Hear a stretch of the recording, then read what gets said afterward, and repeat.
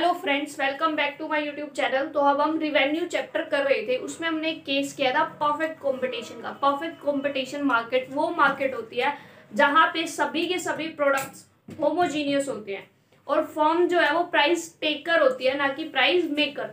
और इसीलिए मार्केट में जो भी प्राइस चल रहा है फर्म को वही प्राइस पे अपनी आउटपुट सेल करनी होती है। वो अपनी आउटपुट सेल मतलब ज्यादा वो अपना सेल मैक्सिमाइज करने के लिए वो अपना प्राइस को कम नहीं कर सकती, मतलब वो अपने प्राइस में चेंज नहीं ला सकती, क्योंकि वो एक प्राइस टेकर है ना कि प्राइस मेकर। अब हमारा नेक्स्ट कंसेप्ट आता है मोनोपोलिस्टिक और मोनोपोली मार्केट का। वहां पे वो दोनों के दोनों ही अपनी आउटपुट एक्स्ट्रा सेल करने के लिए, सेल मैक्सिमाइज करने के लिए प्राइस को कम कर सकते हैं, लेकिन दोनों में स्लाइटली थोड़ा सा डिफरेंस होता है। वो हम अभी करेंगे, आगे करेंगे। अब लेकिन उससे पहले हम लिखते हैं कि जब हमारा परफेक्ट कंपटीशन में क्या था, AR कांस्टेंट था। अब हम केस लेंगे जब हमारा AR कांस्टेंट नहीं होगा, मतलब कि अगर अपनी फर्म को आउटपुट मतलब सेल मैक्सिमाइज करनी है तो फर्म जो है वो अपनी क्या कर सकती है, अगर सेल मैक्सिमाइज फर्म करना चाहती है तो वो अपनी आउटपुट वो अपनी प्राइस को कम कर सकती है।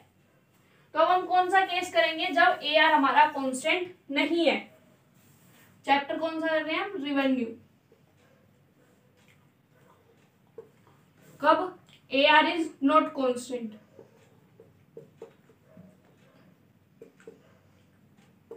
सेम पहले टेबल,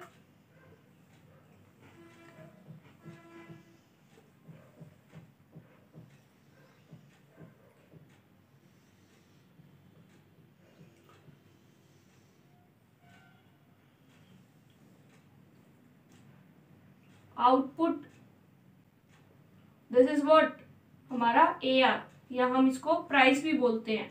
ये हमारा क्या है, TR।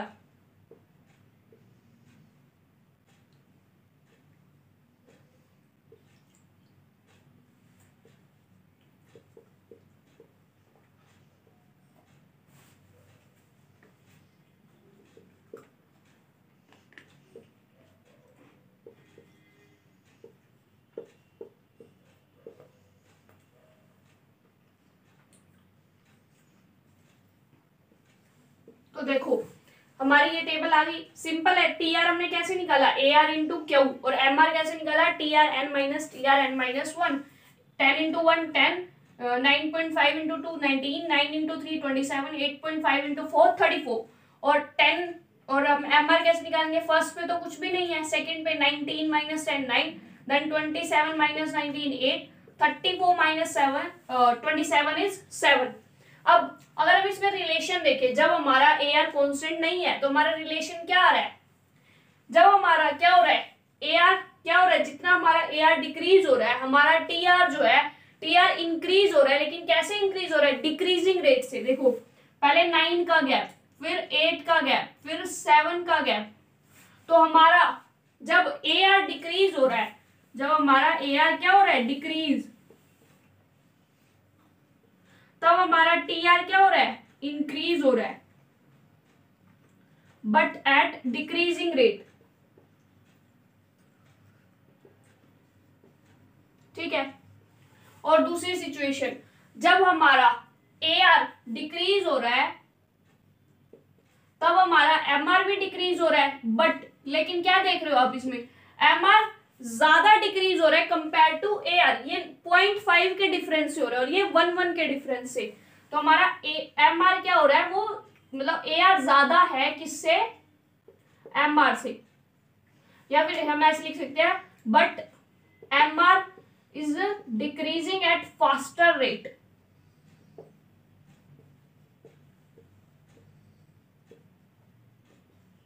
Decreasing at faster rate than AR।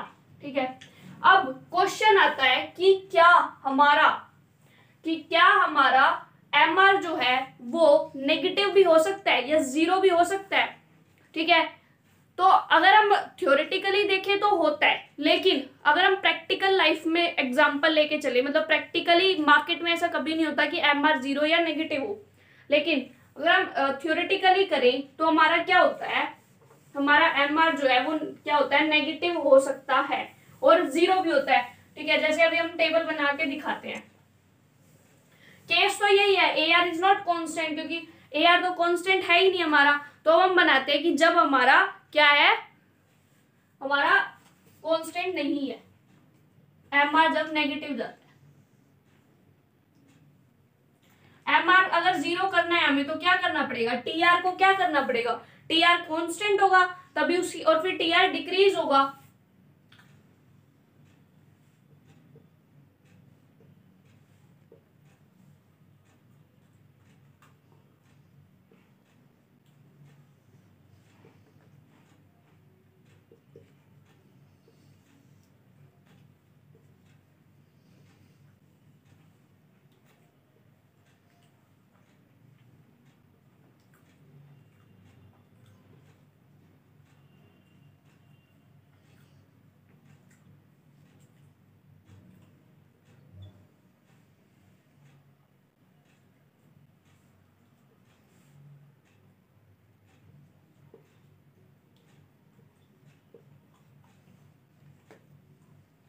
हम अपनी टेबल देखो अपने अकॉर्डिंग बना सकते हैं। हमें क्या करना है, हमें एम आर को जो ना है, हमें एम आर को क्या करके दिखाना है, एम आर को हमें 0 करके दिखाना है और हमें एम आर को नेगेटिव करके दिखाना है।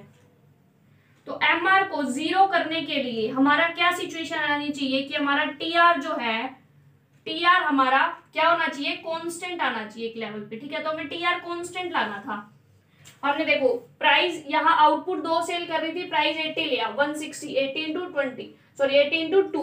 देन हमने आउटपुट 3 करी, ए आर यानी कि प्राइस हमारा 70, मतलब उसको अगर 3 आउटपुट भेजनी है, प्राइस कम करके 70, 210 आ गया। अगर हमें एम आर को 0 करना है तो हमें क्या करना पड़ता है, टी आर को कांस्टेंट। तो इसलिए हमने टी आर को कांस्टेंट करने के लिए किया कि आउटपुट अब वो 7 सेल कर रहा है, मतलब अगर उसको आउटपुट 7 बेचनी है, मतलब 7 यूनिट अगर वो बेचना चाहता है तो उसको अपना प्राइस 30 करना पड़ेगा, तभी उसकी 7 यूनिट बिकेंगी। ठीक है, अब नेक्स्ट सिचुएशन हम लेते हैं।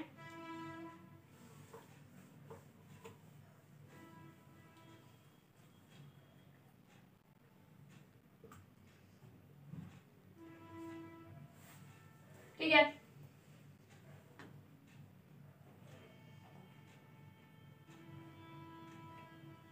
अब हमको क्या करना है, अब हमको एम आर मतलब कि हमें एम आर को नेगेटिव शो करना है। तो अगर हमें एम आर को नेगेटिव शो करना है तो टी आर, इसका मतलब हमारा क्या होना चाहिए, डिक्रीज होना चाहिए। मतलब 210 से मान लो हम 200 ही कर लेते हैं टी आर, तो 200 टी आर लाने के लिए, ठीक है, सपोज नहीं ये तो हम नहीं कर सकते क्योंकि हमारा ए आर भी क्या होना चाहिए, कम होना चाहिए। अगर हमें यूनिट क्या करनी है, कम बेचनी है तो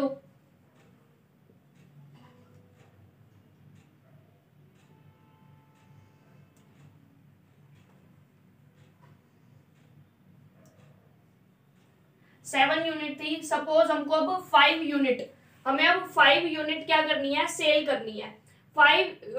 हमें अब 8 यूनिट हम आउटपुट अपनी बढ़ाना चाहते हैं और हम अपनी क्या कर रहे हैं, हम 8 आउटपुट को क्या कर रहे हैं, सेल करना चाहते हैं। ठीक है, और वो अगर हमें 8 आउटपुट सेल करनी है तो हमें अपना प्राइस 20 करना पड़ेगा। तो हमारा आ गया 160। देखो हमारा टी आर डिक्रीज हो गया तो एम आर अपने आप नेगेटिव आ जाएगा। अब अगर हम एम आर निकाले फर्स्ट पे कुछ भी नहीं होगा, नेक्स्ट हमारा एम आर क्या हो जाएगा, 160 और 210 कितना 50। ठीक है, उसके बाद 210 माइनस 210 क्या 0, फिर 160 और 210 अगर हम करें 50 क्या माइनस का। ठीक है, तो अगर हम इसमें रिलेशन देखें तो हमारा रिलेशन क्या है कि जैसे हमारा ए आर डिक्रीज हो रहा है, हमारा टी आर जो है, जैसे हमारा ए आर डिक्रीज हो रहा है, टी आर भी हमारा इंक्रीज हो रहा है। लेकिन टी आर इंक्रीज किस रेट से हो रहा है, टी आर इंक्रीज हो रहा है डिक्रीजिंग रेट से। फिर जब हमारा टी आर कॉन्स्टेंट हो जाता है, जब हमारा टी आर कॉन्स्टेंट हो जाता है तो हमारा एम आर क्या हो जाता है, 0 हो जाता है। जब हमारा टी आर डिक्रीज हो जाता है तो हमारा एम आर क्या हो जाता है, नेगेटिव में हो जाता है। तो अगर हम एक रिलेशन निकाले यहीं से, अगर हम एक रिलेशन निकाले, सपोज करो हमें टी आर और एम आर का रिलेशन बताना है। टी आर और एम आर का रिलेशन क्या होता है, ठीक है, टी आर और एम आर का रिलेशन होता है कि फर्स्ट जब हमारा M R, when M R is decreasing, जब हमारा एम आर डिक्रीज होता है, टी आर क्या होता है, इंक्रीज। जब हमारा एम आर डिक्रीज होता है, टी आर हमारा इंक्रीज होता है, बट किस रेट से होता है, but at decreasing rate. T R हमारा डिक्रीजिंग रेट से इंक्रीज होता है, ठीक है। जैसे हमारा एम आर नीचे डाउन तो जा रहा है लेकिन टी आर बढ़ रहा है, लेकिन बढ़ किस रेट से रहा है, वो डिक्रीजिंग रेट से। दूसरी सिचुएशन अगर हम लिख, जब हमारा M R, when M R is 0, जब हमारा एम आर 0 है मतलब कि यहां, तो हमारा T R is at its maximum. Table हम अपनी मर्जी से कोई भी बना सकते हैं, बस कंसेप्ट क्लियर होना चाहिए कि अगर हमें एम आर को 0 करना है तो मतलब टी आर को कांस्टेंट करना पड़ेगा, एम आर को नेगेटिव लाना है तो टी आर को डिक्रीज करना पड़ेगा। थर्ड, व्हेन, जब हमारा एम आर इज नेगेटिव, जब हमारा एम आर नेगेटिव होता है, जब हमारा एम आर क्या होता है, negative, then T R starts decreasing. और ये सब कौन से केस हैं, जब हमारा प्राइस कांस्टेंट नहीं है, जब हमारा ए आर कांस्टेंट नहीं है। जिस टाइम हमारा ए आर कांस्टेंट है, हम इसमें एक चौथा रिलेशन ले सकते हैं, व्हेन, जब हमारा ए आर कांस्टेंट होता है उस टाइम पे हमारा एम आर भी डिक्रीज होता है और टी आर इंक्रीज होता है डिक्रीजिंग रेट से। सेम यही चीज होती है हमारा जब, लेकिन अब जब हमारा कांस्टेंट होता है, जब हमारा ए आर, तो हमारा एम आर कभी भी 0 या नेगेटिव नहीं होता, ठीक है।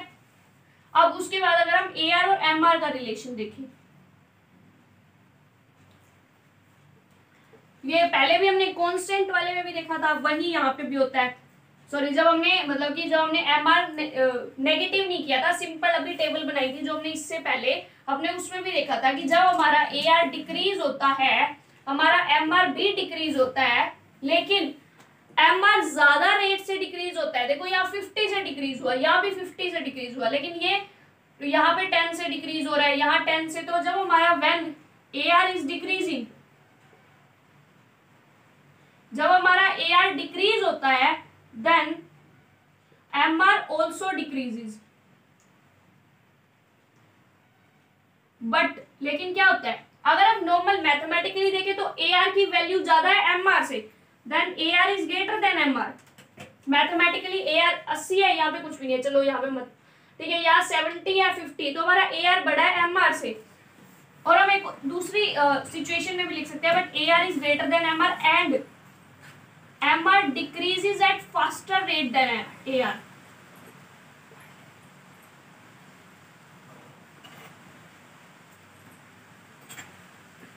और हमको यहाँ से क्या पता चला कि हमारा MR जो है वो 0 भी है, हमारा MR नेगेटिव भी हो सकता है, लेकिन हमारा AR जो है वो कभी भी नेगेटिव नहीं हो सकता। AR 0 तब हो सकता है जब हम आउटपुट ही सेल नहीं कर रहे, मान लो हम आउटपुट ही 0 कर रहे हैं, ठीक है, तो ए आर तो तब भी 0 नहीं होगा, क्योंकि अगर हमारा आउटपुट, अगर हम कुछ सेल नहीं कर रहे तो मार्केट में प्राइस तो उसका कुछ ना कुछ होगा ही होगा, है ना। अब वो हमारे ऊपर है कि हम अपनी आउटपुट को सेल नहीं कर रहे, हमारा टी आर कुड भी 0, लेकिन हमारा ए आर तो मतलब वो अलग चीज है कि हम चैरिटी में फ्री में बांट रहे हैं, ठीक है। चैरिटी वाले केस में हमारा ए आर 0 होता है, लेकिन हमारा नॉर्मल सिचुएशन अगर हम देखें, हमारा ए आर कभी भी 0 नहीं होता, क्योंकि आपने कभी देखा है कि मार्केट में कोई चीज मतलब कि किसी चीज का प्राइस ही ना हो, प्राइस तो चीजों का होता है हमेशा। वो अलग बात है कि आप चैरिटी में दे रहे हो तो चैरिटी में आप प्राइस चार्ज नहीं करोगे, तब अब आपका ए आर क्या है, 0 हो सकता है। लेकिन नॉर्मल हमारी मार्केट की थ्योरीज में, हमारी नॉर्मल मार्केट में अगर हम देखें तो हमारा ए आर कभी भी 0 नहीं होगा, ना ही हमारा ए आर क्या होगा, नेगेटिव होगा। अगर अब हम इसको किससे बनाए, डायग्राम के थ्रू।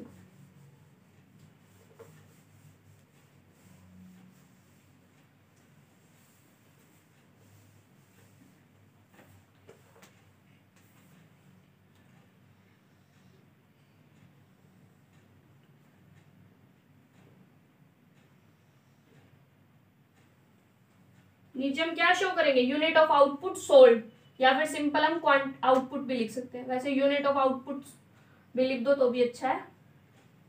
यहाँ पे हमारा क्या आ रहा है, टी आर, टी आर हमारा क्या हो रहा है, इंक्रीज हो रहा है बट डिक्रीजिंग रेट पे, एक बार फिर वो कांस्टेंट होता है और फिर वो नेगेटिव आना शुरू होता है, ठीक है। टी आर हमारा ऐसे ही जाता है, बट नेगेटिव नेगेटिव आके वो और भी नीचे जा सकता है, ठीक है। ए आर के साथ हमारा क्या होता है, जब हमारा टी आर मैक्सिमम पे है, जब हमारा टी आर मैक्सिमम पे होता है तब हमारा कौन 0 होता है, एम आर, ठीक है। तो यहां से हमारी एम आर जाएगी, यहाँ पे हम AR और MR को शो करेंगे। और AR क्या होती है हमेशा MR से क्या ज्यादा नहीं होती। देखो यहाँ पे ये 80 है, चलो ये तो कुछ नहीं, 70 50 30, तो AR हमारी हमेशा क्या है MR से ज्यादा, तो ये हमारी AR है, दिस इज आर MR, ये हमारी क्या है मार्जिनल रिवेन्यू। जब हमारा TR मैक्सिमम पे, हमारी MR कहाँ पे है 0 पे, ठीक है। तो सारे के सारे रिलेशन हमारे शो हो गए यहाँ। ये TR हो गई हमारी, TR इंक्रीज हो रही है डिक्रीजिंग रेट से कांस्टेंट, और देन नेगेटिव मतलब कि सॉरी माइनस मतलब कम होने लगती है। देन AR हमारी कंटिन्यू डिक्रीज होती है, ठीक है। MR भी कंटिन्यू डिक्रीज होती है, लेकिन जब TR मैक्सिमम पे है तब हमारी MR 0 होती है। ये हमारे डायग्राम के थ्रू शो हो गया। अब अगर हम इसको मोनोपोली और मोनोपोलिस्टिक मार्केट में देखें,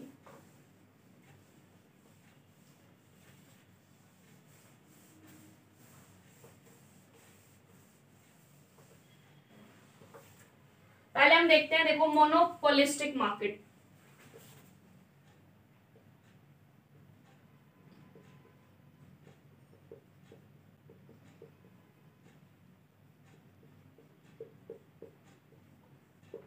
फर्स्ट ऑफ ऑल क्वेश्चन आता है कि मोनोपोलिस्टिक मार्केट क्या होती है।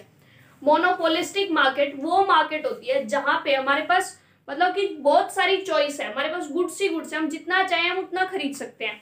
जैसे कि कोलगेट का मतलब सॉरी टूथपेस्ट का एग्जांपल लो, टूथपेस्ट की कितनी ब्रांड्स हैं आपके पास, कोलगेट भी है, पेप्सोडेंट भी है, बबूल भी है, और पता नहीं कितनी सारी ब्रांड है हमारे किसके लिए, टूथपेस्ट के लिए।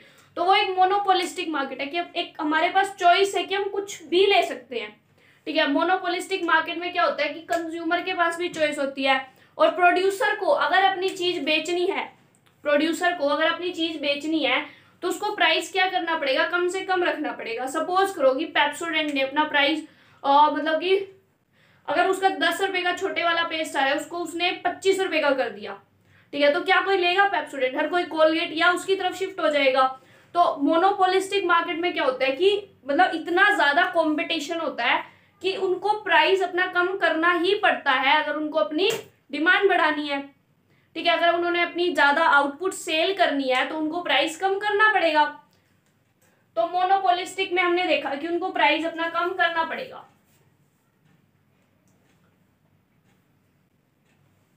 हम मोनोपोलिस्टिक और मोनोपोली को ना साथ साथ लेके चलते हैं, फिर और भी अच्छे से समझ आएगा।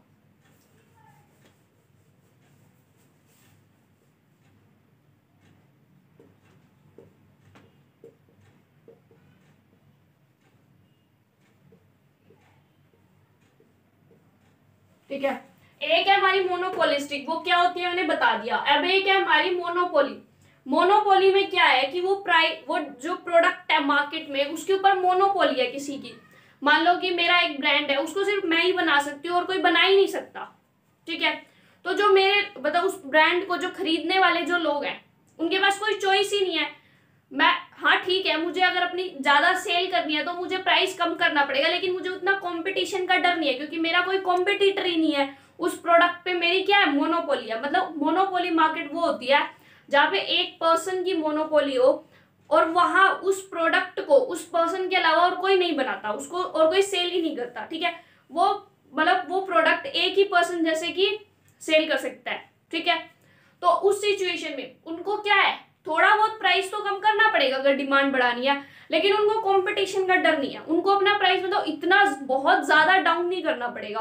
और अगर वो अपने प्राइस में चेंज लाते हैं हल्का फुल्का, अगर वो अपने प्राइस में हल्का फुल्का चेंज लाते हैं तो उनकी डिमांड में ज्यादा फर्क नहीं आएगा, इनकी डिमांड में फर्क आएगा। मान लो इन्होंने एकदम से प्राइस कम कर दिया, ठीक है। यहाँ पे हम मान लो पेप्सोडेंट का एग्जांपल ले, उन्होंने एकदम से प्राइस कम कर दिया तो सारे के सारे ब्रांड जो टूथपेस्ट वाले थे उनके कंज्यूमर पेप्सोडेंट पे शिफ्ट हो जाएंगे, या पेप्सोडेंट ने अपना प्राइस बढ़ा दिया तो उसके सारे के सारे कंज्यूमर दूसरे ब्रांड्स पे चले जाएंगे। तो थोड़े से प्राइस में चेंज होने की वजह से इनकी डिमांड में बहुत ज्यादा चेंज आ जाता है। लेकिन मोनोपोली में एक ही पर्सन की मोनोपोली है, वहां पे वो अगर हल्का फुल्का प्राइस में चेंज भी करेगा ना तो उसकी डिमांड में ज्यादा फर्क नहीं आएगा, मतलब कि कंज्यूमर उसके शिफ्ट नहीं होंगे, ठीक है। अगर हम अब इसको देखो टेबल के थ्रू आपको और अच्छे से समझ आएगा।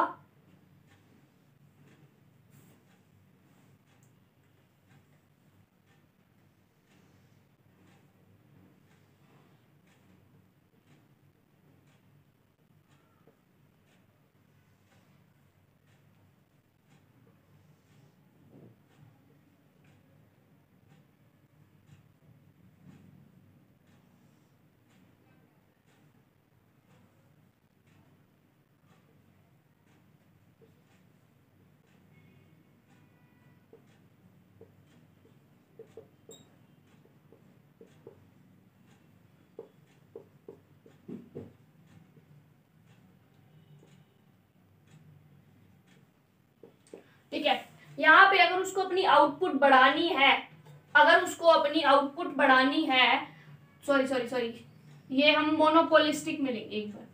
देखो, अगर मोनोपोली मार्केट है, मोनोपोलिस्टिक मार्केट है, अगर उसको अपनी आउटपुट में इंक्रीज करना है, मतलब उसको अपनी ज्यादा सेल बढ़ानी है, एक वो अगर गुड 10 में बेच रहा था, ठीक है, एक गुड वो अगर अपनी 10 में बेच रहा था, और उसको अब अपना क्या करना है, उसको अपनी क्या करनी है, बढ़ानी है, मतलब वो अपनी सेल को इंक्रीज करना चाहता है। वो 2 गुड बेचेगा, वो 3, मतलब वो 3 क्वांटिटी बेचना चाहता है, वो 4 यूनिट बेचना चाहता है, कोई भी फॉर्म, ठीक है। वो अगर 1 यूनिट पे उसका प्राइस मान लो 10 है, तो टीआर कितना होगा, 10। अगर उसको 2 सेल करनी है तो अपना प्राइस क्या उसको कम करना पड़ेगा। हमने पढ़ा है कि मोनोपोली में इतना ज्यादा कंपटीशन है कि अगर आपको अपनी सेल मैक्सिमाइज करनी है तो आपको प्राइस कम तो करना पड़ेगा। प्राइस कम करोगे तभी तो आपके पास लोग ज्यादा खरीदेंगे, और लोग ज्यादा खरीदेंगे तभी तो आपकी सेल मैक्सिमाइज होगी, और सेल मैक्सिमाइज होगी तो आपका टोटल रिवेन्यू तो ऑटोमेटिकली बढ़ ही जाएगा। ठीक है, तो अगर उसको अपनी क्या करना है, अगर उसको अपनी आउटपुट ज्यादा सेल करनी है तो उसको प्राइस कम करना पड़ेगा। तो उसने प्राइस 9 कर दिया तो हमारा टोटल रिवेन्यू 18 हो गया। फिर उसको अगर और अपना आउटपुट ज्यादा सेल करनी है, उसने और प्राइस कम कर दिया। फिर और उसने आउटपुट ज्यादा सेल करनी है, उसने और कम कर दिया। ठीक है, अब हम एमआर निकालें, 18 माइनस 10 6 4। ठीक है, तो हमारा ये आ गया एमआर कि हमें मार्जिनल रिवेन्यू कितना मिल रहा है जैसे ही उसने एक्स्ट्रा यूनिट सेल की। ठीक है, तो हमारा मार्जिनल रिवेन्यू इसमें क्या हो रहा है, मार्जिनल रिवेन्यू हमारा कम हो रहा है। मार्जिनल रिवेन्यू तो हर किसी में कम होता है, लेकिन देखो टोटल एवरेज रिवेन्यू में 1 का गैप, मार्जिनल रिवेन्यू में 2 का गैप। अब एक बार हम मोनोपोलिस्टिक मार्केट के लिए भी टेबल बना के देख लेते हैं, फिर ओम को अच्छे से। अब देखो, हमने यह देखा कि अगर उसको अपनी आउटपुट सेल करनी है तो उसको प्राइस कम करना पड़ा।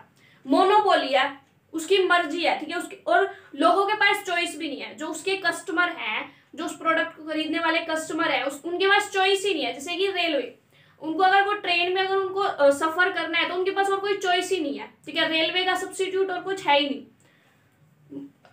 मतलब वो प्राइवेट व्हीकल यूज कर सकते हैं। लेकिन मान लो ऐसी कोई जगह है जहाँ पे प्राइवेट व्हीकल आप लेके जा ही नहीं सकते, बहुत लंबी डिस्टेंस होती है, जहाँ रेलवे ही लोग प्रेफर करते हैं।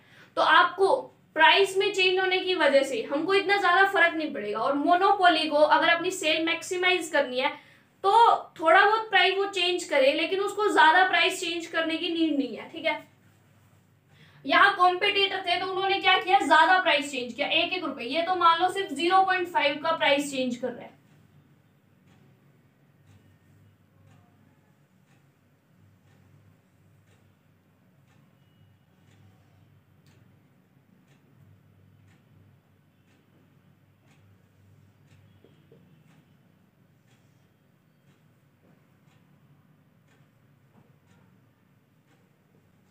कस्टमर के पास ज्यादा चॉइस नहीं है, तो मोनोपोलिस्टिक को अपनी मतलब प्रोडक्ट बेचने के लिए जितना प्राइस उसको कम करना पड़ेगा।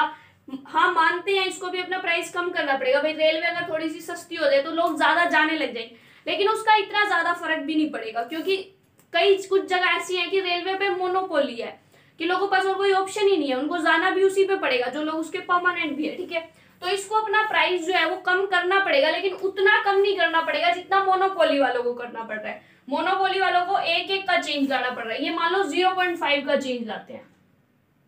ठीक है, इन्होंने ₹0.5 अपना प्राइस कम कर दिया।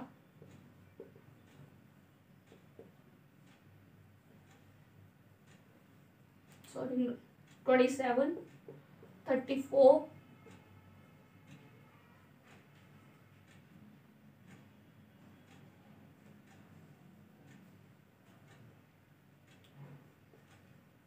ठीक है, तो हमारा आ गया। अब देखो, इसमें हमारा मोनोपोलिस्टिक के केस में हमने हल्का सा एआर में चेंज किया, एआर में हमने चेंज किया, और हमारा एमआर का चेंज देखो, यहाँ एआर में और एमआर में चेंज देखो। अगर हम इस सिचुएशन में देखें, ठीक है, अगर हम मोनोपोलिस्टिक मार्केट में देखें,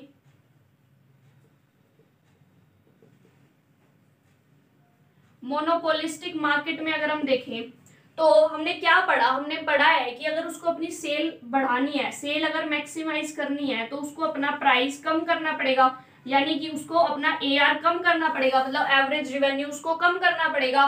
तो जैसे ही वो उसको सेल बढ़ाने के लिए अपना AR कम करना पड़ेगा, यहाँ भी क्या हो रहा है, सेल बढ़ाने के लिए AR उसको कम करना पड़ रहा है या फिर प्राइस उसको कम करना पड़ रहा है सेल को इंक्रीज करने के लिए। लेकिन जिस रेट से उसको यहाँ कम करना पड़ रहा है, मतलब कि वन ज्यादा रेट से, और यहाँ उसको कम किस रेट से, कम रेट से, मतलब उसने 0.5 से कम किया और यहाँ पे उसने 1 से कम किया, लेकिन यहाँ जो रेट है, rate of decrease in price, वो क्या है, वो ज्यादा है एज कंपेयर टू मोनोपोली। ठीक है, यहाँ पे rate of decrease in price क्या है, कम है। ठीक है, मतलब अगर इसको ज्यादा सेल करनी है, अगर इसको सेल ज्यादा करनी है, तो इसको अपना AR जो है वो क्या करना पड़ेगा, ज्यादा कम करना पड़ेगा। किसको, फास्टर रेट से। अगर इसको अपनी सेल बढ़ानी है तो इसको अपना AR ज्यादा रेट से कम करना पड़ेगा, और इसको अगर अपनी सेल बढ़ानी है तो AR उसको भी कम करना पड़ेगा, लेकिन लोअर रेट से। तो हमको यहां से ये पता चल रहा है कि एवरेज रिवेन्यू यहाँ पे क्या होता है, मोर इलास्टिक होता है एज कंपेयर टू यहाँ से। इलास्टिक मतलब कि इलास्टिक होते हैं, मतलब अगर हम प्राइस इलास्टिसिटी के केस में देखें तो प्राइस इलास्टिसिटी की प्राइस में चेंज आने की वजह से हमारे सेल में कितना चेंज आया। ठीक है, यहाँ प्राइस में चेंज आने की वजह से सेल में बहुत ज्यादा चेंज आता है। जैसे मैंने कोलगेट और पेप्सोडेंट का एग्जांपल लिया, यहाँ प्राइस में चेंज आने से इतना ज्यादा चेंज नहीं आता, क्योंकि उसका कोई कॉम्पिटिटर नहीं है उस प्रोडक्ट का। ठीक है, अगर यहाँ भी कॉम्पिटिटर होते तो यहाँ भी चेंज आता। तो हमारा यहाँ पे मोनोपोलिस्टिक में क्या होता है, AR is more elastic. AR क्या होता है, ज्यादा इलास्टिक होता है। ज्यादा इलास्टिक का क्या मतलब है कि प्राइस में स्लाइट चेंज इन प्राइस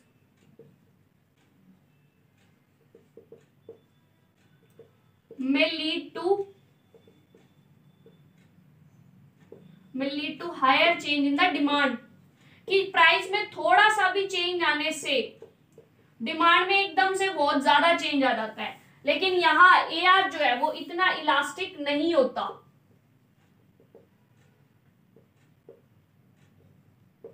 या AR is less elastic as compared to monopolistic. ठीक है, अगर हम इनके डायग्राम की बात करें तो डायग्राम हमारे बिल्कुल सेम होंगे, TR तो वही का वही। ठीक है, AR MR अगर हम बनाए तो इसका भी AR MR हमारा यूं ही बनेगा कि ये AR बनना है, ये MR है। लेकिन डिफरेंस क्या होगा कि इसमें AR हमारा ज्यादा इलास्टिक होता है, किसमें, मोनोपोलिस्टिक में। ये क्वेश्चन बहुत बार एग्जाम में आता है कि किसमें ज्यादा इलास्टिक होता है, तो AR में हमारा ज्यादा इलास्टिक होता है मोनोपोलिस्टिक में, और AR हमारा कम इलास्टिक होता है मोनोपोली में। और ऐसा क्यों होता है, ऐसा इसलिए होता है क्योंकि यहाँ पे कस्टमर के पास चॉइस है। प्राइस में थोड़ा सा भी चेंज कस्टमर शिफ्ट हो जाएगा, इसमें प्राइस में थोड़ा सा भी चेंज कस्टमर शिफ्ट नहीं होगा, क्योंकि उसके पास चॉइस ही नहीं है कहीं और जाने की। ठीक है, तो आई थिंक आपको ये क्लियर हो गया होगा, और अगर आपको कोई भी डाउट है तो आप हमको कमेंट सेक्शन में बता सकते हैं। Thank you so much guys for watching my video. Please like, share and subscribe our channel. Thank you so much. Bye.